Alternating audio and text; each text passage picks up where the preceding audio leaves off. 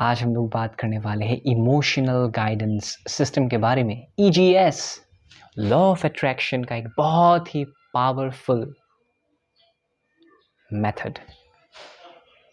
ये एक मेथड है, इसको कैसे यूज करना है मैं आपको आज वो बताऊंगा। इमोशनल गाइडेंस सिस्टम हमारे विशेस, हमारे डिजायर्स, हमारे थॉट्स, किसी भी एक पर्टिकुलर इंसान को लेके, किसी भी एक पर्टिकुलर चीज़ को लेके, एक सब्जेक्ट को लेके जब भी हमारे मन में आता है कि मुझे ये चाहिए, डिज़ायर उठता है, चाह उठता है, हम लोग एक्शंस लेना स्टार्ट करते हैं। आप नोट कीजिएगा, आप जब भी सोचते हो आप एक्शन लेते हो किस बेसिस पे?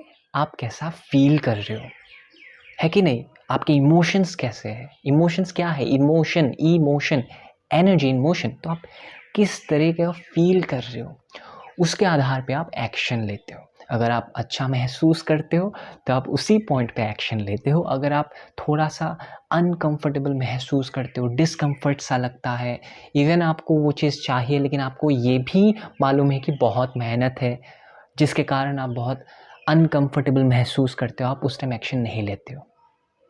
ठीक है, अब आपका जो इमोशनल गाइडेंस सिस्टम है वो आपको ये बताएगा कि आप जो एक्चुअल में सोच रहे हो, एक है थॉट और एक है फीलिंग।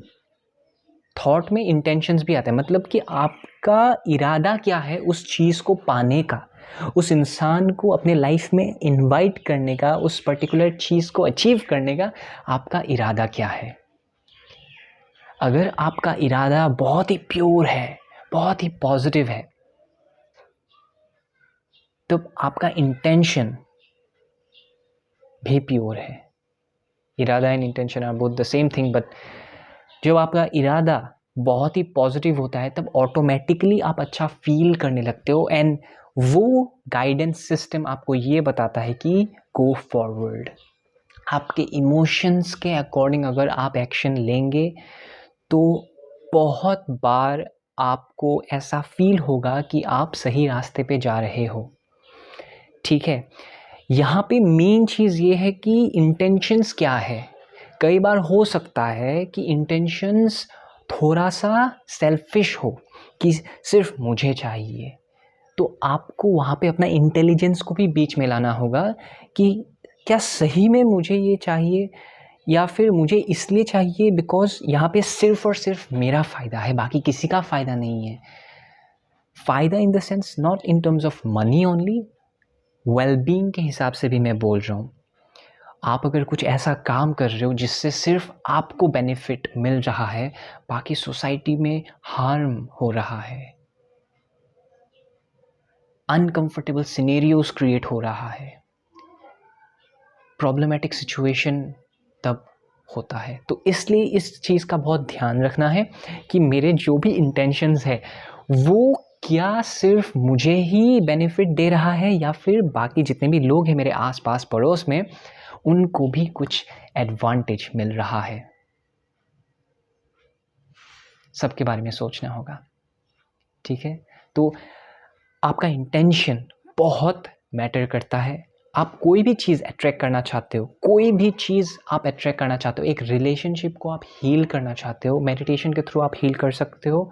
आने वाले वीडियोस में आपको मैं ये भी बताऊंगा कि किस तरह का मेडिटेशन करने से आपका रिलेशनशिप हील होगा।